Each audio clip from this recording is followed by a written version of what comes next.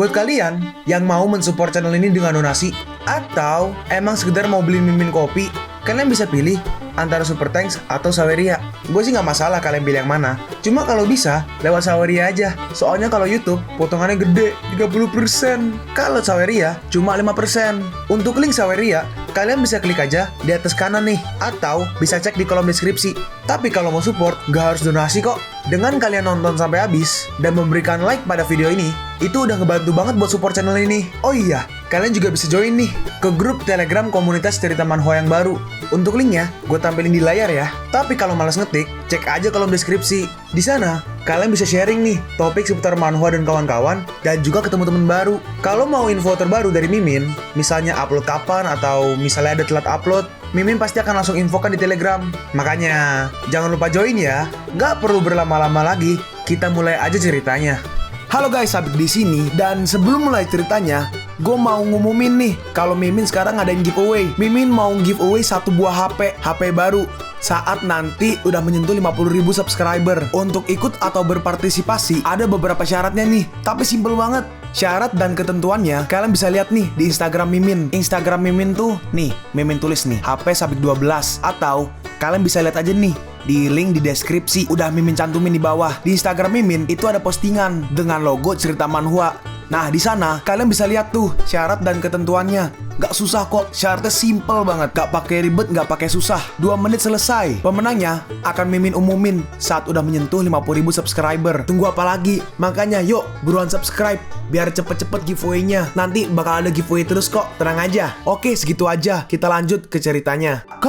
Kau menghadang itu? Bagaimana bisa kau melakukan hal itu? Enggak, dia pasti menggunakan jurus terakhirnya. Teknik ini adalah jurus dari sang pendahulu. Aku hanya memiliki 10 dari kekuatan mereka. Tapi kekuatan itu cukup untuk melumat habis semuanya di bumi ini. Tapi ternyata tembus serangannya. Walaupun agak lebih kecil ya. Master Chen, dia nggak bisa mempertahankan dirinya sekarang. Duh, mana ada sih manusia yang bisa melawan kekuatan alam? Seorang lagi menambahkan, teknik ini nggak ada tandingannya. Bahkan dewa aja pasti akan kalah. Pertarungan ini lumayan juga. Lao Chun Mo terkena serangannya. Dan terlihat nggak ada tersisa apa-apa. Kau hancur oleh sang bintang-bintang. Mampus kau sekarang. Nona Tai berkata, dia pantas menerima ini. Akhirnya selesai juga. Seseorang berkata, hah benar, akhirnya tamat sudah. Keluarga kita akhirnya bisa selamat. Tunggu, apa yang terjadi ini? Tiba-tiba tanahnya mulai bergetar. Ini gempa. Lalu ternyata Chen Mo masih hidup. Dia keluar dari tanah. Master Chen, dia masih hidup. Ternyata Chen Mo gak kenapa-napa. Kau, bagaimana mungkin? Kekuatanku itu gak bisa kau bayangkan. Mampus kau. Dengan sekali serangan, dia langsung membunuh Yulong. Hah? Dia terjatuh? Gak mungkin. Hah? Yulong tewas. Chen Mo berkata, persiapkan segalanya besok. Aku akan datang mengambil apa yang menjadi milikku. Keluarga Tai hancur sudah.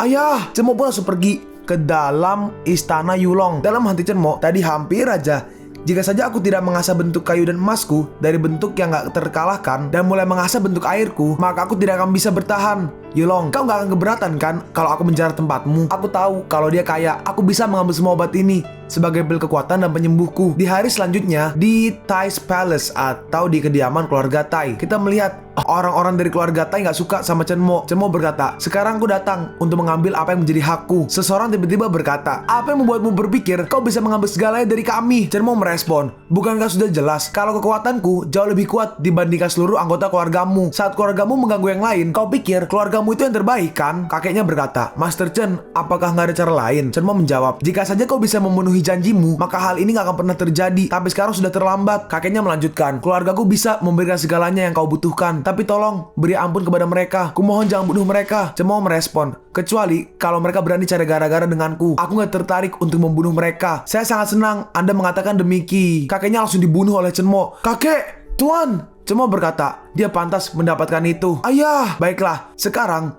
berikan semua saham kalian kepadaku. Kau, anggota keluargaku, telah bekerja selama bertahun-tahun hingga bisa mencapai titik ini. Dan kau berani sekali mengambil segalanya dari kami. Kata-kata itu cukup untuk mereferensikan bunuhlah aku. Tanpa pikir panjang, dia juga dibunuh oleh Chen Mo. Apakah di keluarga ini ada yang sedang memimpin? Jika tidak ada, lalu tiba-tiba seorang maju. Nama saya adalah Tai Yingguo. Biarkan saya melakukannya. Kumohon jangan bunuh mereka. Setelah kau selesai mengurus keuangan, bantu aku mengurus keluarga Tai. Mereka boleh tinggal di sini dan menjadi pelayanku. Jika mereka nggak mau, pecat aja mereka. Dan mungkin aku bisa memberikan hak mereka. Terima kasih banyak. Syukurlah kita nggak menjadi gembel. Kupikir aku akan mati. Tiba-tiba, hei, Apa yang sedang kau lakukan? Apa kau udah lupa siapa dirimu? Ternyata itu adalah Nona Tai. Nona Tai melanjutkan, dia sudah memberikan apa yang menjadi milikmu. Apa kau punya harga diri? Cemo berkata, jika ada yang mencari gara-gara, kau urus mereka. Kalau kau tidak bisa melakukannya, aku bisa menyuruh orang lain untuk menggantikan pekerjaanmu. Jangan khawatir Master Chen, saya tidak akan pernah mengecewakan Anda. Apa? Apa yang tadi kau bilang? Tentu saja aku akan membantu Master Chen. Nona Tai berkata, brengsek, aku ini tuan putri dari keluarga Tai. Tai Yingko membalas, tuan putri keluarga Tai. Sekarang aku adalah pemilik keluarga Tai. Apakah ada yang di sini mau melayani tuan putri kita? Paman, biar aku aja. Hah? Lalu Taiyun diangkat. Keponakan, kau akan menikmati ini.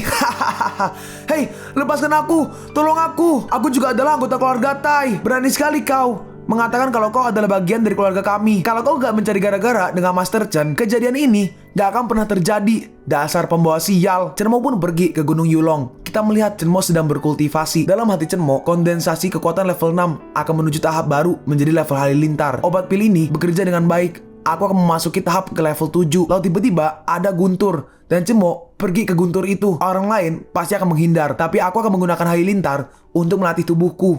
Ini hasil dari latihan dengan halilintar. Tubuh dan kekuatanku menjadi semakin murni sekarang. Sekarang aku ada pada tingkatan kondensasi dan nagaku menjadi semakin kuat. Jika aku bisa mencapai level sempurna, maka kekuatanku akan menjadi keturunan naga sejati. Aku harus berlatih sangat keras nih, tapi aku membutuhkan baju juga. Oh iya, kalau dipikir-pikir, ada matrix tersisa dari sang leluhur yang ada di Zenith. Untung aja si Yulong ini gak begitu kuat. Kalau tidak, nyawaku bisa melayang. Aku harus segera menyelesaikan tubuh astralku. Lalu Chen Mo mengeluarkan si roh air. Chen Mo berkata, berikan aku berlian samudra. Lalu akhirnya si roh air memberikannya. Chen Mo berkata, baiklah, jangan pasang raut muka kayak gitu dong. Apa hanya ini? Aku gak akan membiarkan sesuatu terjadi deh. Nih, logam pengumpul air. Kau pasti sangat suka dengan mutiara emas ini kan? Wah, oke, ini untukmu. Tapi kau harus terus memberikanku berlian samudra ya. Dalam hati Chen Mo, jika aku terus memberikan dia benda kekuatan metal, apa yang akan terjadi nantinya?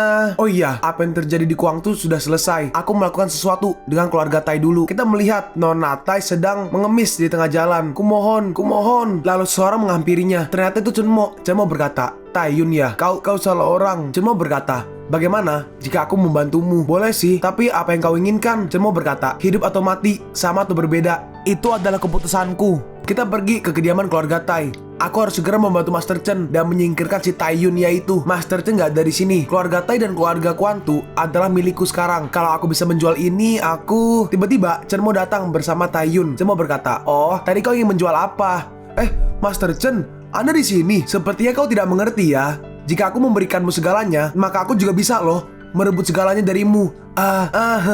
Kau bekerja sama dengan orang luar. Kau berencana untuk menjual aset keluarga Tai dan Kuantu. Kau mencoba mengkhianati Master Chen dan Tali. Berani sekali kau ya. Tai Yingko berkata, pasti ada salah paham di sini. Halah, gak usah bacot. Kau tahu apa yang selalu aku inginkan ketika aku dihina oleh mereka di luar sana. Dan hanya dewalah yang tahu akan hal itu. Aku ingin sekali mencabut pisau dan membunuhmu sekarang. Mampus kau. Lalu Taiyun melemparkan pisau. Kau bagaimana bisa? Chen Mo berkata, bagaimana rasanya setelah membahaskan dendammu? Taiyun berkata, kau mengajariku caranya bertarung dan menjadikanku seorang pendekar. Kau gak keberatan kan kalau aku membunuh beberapa orang lagi? Chen Mo merespon, mungkin. Hei, itulah si Tai Wenli. Bukan salahku. Aku gak ingin melakukan hal itu. Tidak.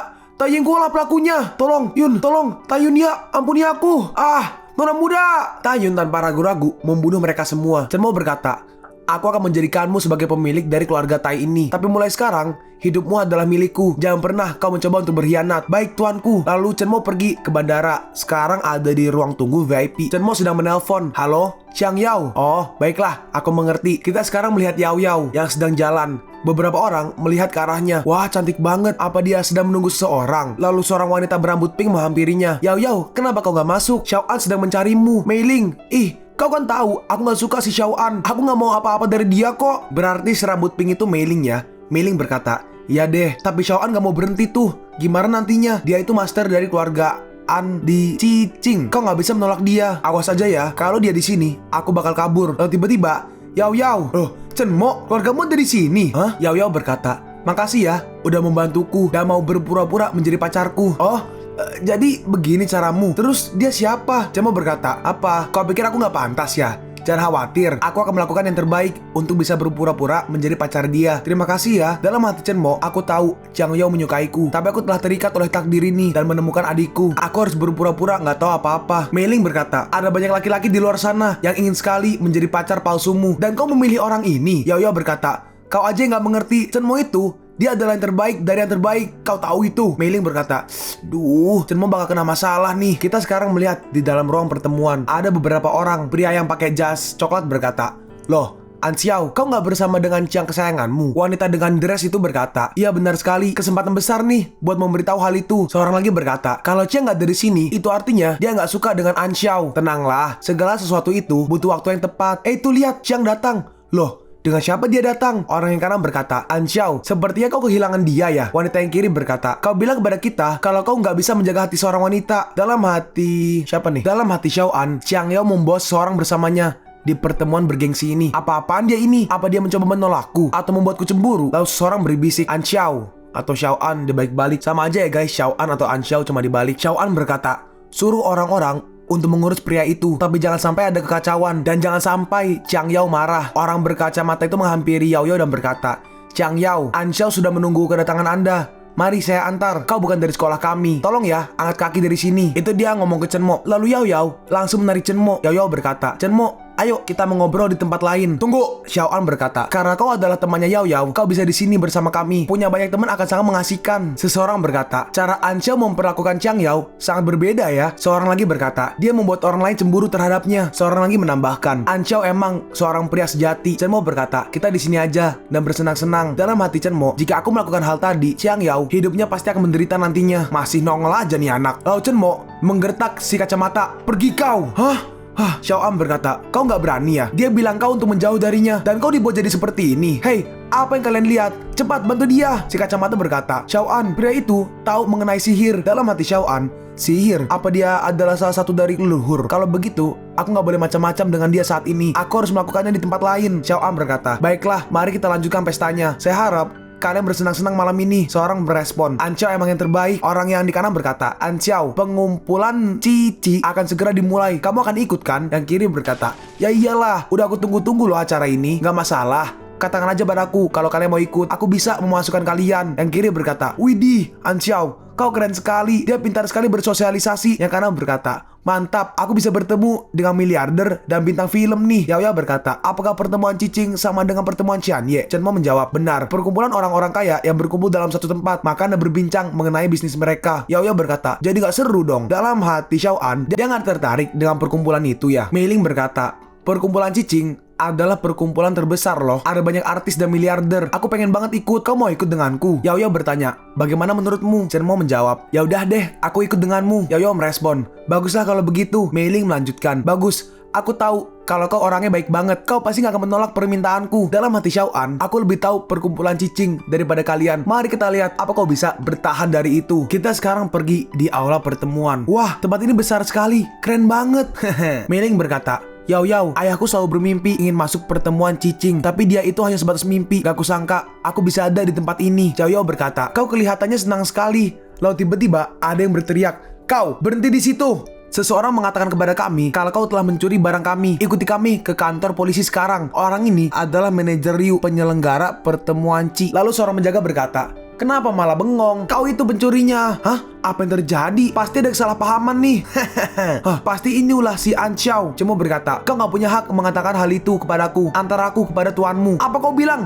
Astaga, bawa pria ini. Mereka berdua langsung maju untuk menangkap Chen Mo. Hah, mampus kalian sekarang. Tapi Chen Mo langsung membuat mereka tunduk. Aduh, ampuni kami tuan, jangan bunuh kami, tolong. Hah, apa-apaan ini? Pria itu bisa menggunakan sihir hitam seperti sihir. Xiao An berkata, hentikan, berdirilah, kalian memalukan diriku. Berani sekali membuat masalah tepat di depan mataku. An Leng Hua, kaulah pasti yang merencanakan ini, iya kan? Kau duluan yang cari gara-gara dengan Chen Mo. Oke, si rambut kuning, nama aslinya tuh An Leng Hua. Tapi karena dari tadi udah Xiao An, Mimin panggil Xiao An aja ya. Xiao An berkata, Master Lin, tolong bantuannya, lindungi pemimpin acara pertemuan ini. Master Lin merespon, sudah menjadi tugasku. Nah, aku tahu kalau kau adalah pendekar, tapi segala sesuatu itu ada batasnya loh. Kalau kau berlutut dan meminta maaf sekarang juga, bacot. Master Lin langsung dihajar oleh Chen Mo. Apa? Dia kuat sekali. Pantas saja dia berani melawan si An Leng Hua. Xiao An berkata, aku meremehkanmu, tapi kau telah melukai orang-orangku di pertemuan ini. Meskipun aku nggak berbuat apa-apa, tapi pasti kau akan mendapatkan akibatnya. Tiba-tiba seseorang datang. Kenapa di sini ribut sekali? Hei, itu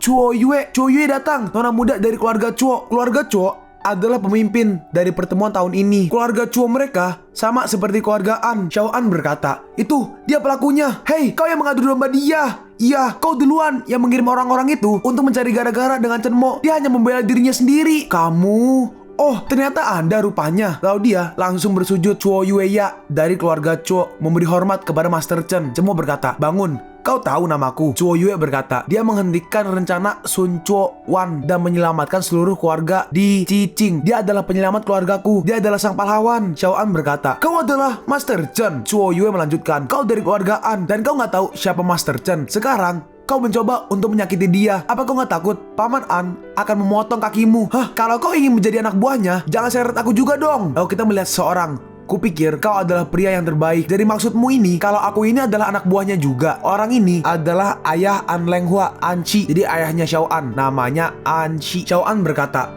ayah, aku kan mengatakan yang sebenarnya. Ayahnya berkata, kau nggak punya rasa sopan santun, apalagi tahu seperti apa rasanya kematian itu. Lalu dia menghampiri Chen Mo. An Chi Cheng memberi hormat kepada Master Chen. Hidup Master Chen, hidup Master Chen. Kau jangan bengong aja dan cepat minta maaf kepada Master Chen. Tuh, gile tuh, dia mau sujud minta maaf. Keren nih, gak rugi juga datang ke tempat ini. Mei Ling berkata, ada apa nih? An Chi Cheng meminta maaf kepada Chen Mo. Yao Yao berkata, dia pantas menerima itu. Xiao An berkata, aku harus berlutut di hadapan dia. Najis banget, bunuh aja aku. An Chi Cheng membalas, kau pikir Master Chen gak bisa membunuhmu? Dasar goblok. Master Chen, dia anakku satu-satunya. Saya mohon, ampuni dia. Pasti dia gak akan mengulanginya lagi. Gak apa, aku gak akan membunuh dia. Tapi aku akan menerima saran dari Chuo Yue. Akan kulumpuhkan kakinya sebagai peringatan. Lalu Xiao An, kakinya dipatahkan. Ah, kakiku sakit sekali. Jika terulang kembali, kau yang akan mampus. Astaga, cepat bawa dia ke rumah sakit. Ayo. Dalam hati Chen Mo, gak akan ada lagi yang berani mengganggu Qiang Yao. Selamat jalan Master Chen. Sukses selalu Master Chen. Kita sekarang pergi ke bandara. Yao Yao berkata, Chen Mo, kau udah mau pergi aja? Chen Mo menjawab, kita akan bertemu kembali di Chaisang sampai saat liburan musim dingin tiba. Baiklah, aku akan menunggumu. Hati-hati di jalan ya. Baiklah. Dalam hati Yao Yao, terima kasih Chen Mo. Chen Mo pun naik pesawat. Dimohon untuk mematikan telepon dan semua alat komunikasi sebelum lepas landas. Chen Mo mendapat sebuah SMS. Aku dengar ada obat mujarab suci di Gunung Yantang. Kau mau ikut? Chen Mo berkata, aku nggak tahu siapa ini. Tapi kalau ada obat mujarab, aku nggak akan melewatkannya begitu aja dong. Chen Mo pun pergi ke Gunung Yantang. Aku bisa terbang sih, tapi energiku akan terkuras nantinya. Sepertinya aku butuh melatih jurus 1000 pedang agar bisa berkeliling menggunakan pedangku. Tapi semua kekayaan alam ini memiliki energi vital yang kuat. Obat itu pasti ada di sana. Chen Mo pun langsung terbang. Sepertinya orang lain juga tahu tempat ini. Chen Mo pun sampai di tepi celah bebatuan. Kita melihat di sana ada beberapa orang. Nah, ini adalah daun 9 anggrek kematian. Daun 9 anggrek kematian adalah salah satu jenis anggrek kematian yang langka. Daun 9 anggrek kematian bisa digunakan untuk melatih bentuk tubuh dewa dan meningkatkan dasar kultivasiku. Aku harus mendapatkan itu. Tapi tempat ini memiliki obat berharga. Pasti tempat ini memiliki hewan penjaga. Kenapa nggak ada satupun dari mereka yang muncul? Lalu tiba-tiba, wah, bunganya mekar. Baunya membuat candu. Hei, cepat ambil bunga itu. Dengan cepat Chen Mo langsung maju. Sialan, cepat sekali dia. Lalu Chen Mo seperti membuat semua arai yang membuat orang terpental saat mengenainya. Hah, dapat juga. Tiba-tiba seseorang berkata, Chen Mo, akhirnya aku menemukanmu. Hah? Apa itu? Mengaktifkan Matrix. Kita melihat orang ini menyiapkan skill yang sangat besar. Kau menggunakan obat ini untuk menjebakku. Lalu Chen Mo hancurkan. Dia menyerang Matrix itu dan tampaknya Matrix itu hancur. Hei, ayo kita kabur. Kita seharusnya nggak di sini. Kabur! Siapa kau? Master Chen, aku akan memberitahumu kalau kau bisa bertahan. Simpan aja pertanyaanmu untuk nanti ketika kau keluar dari teknik kunci ini. Ilusi naga, Blue Dragon. Dalam hati wanita ini, jurus ini sangat kuat. Matrixnya aja hampir menguras seluruh energiku. Mari kita lihat, apa kau bisa bertahan dari ini? Kita melihat Matrixnya berbentuk naga. Dalam hati Chen Mo, Matrix kuno ya. Boleh juga, mari kita selesaikan ini segera. Lalu Chen Mo memunculkan Steals the 5 Divine Creatures. Akhirnya Chen Mo ngeluarin skill baru. Skill baru tuh guys.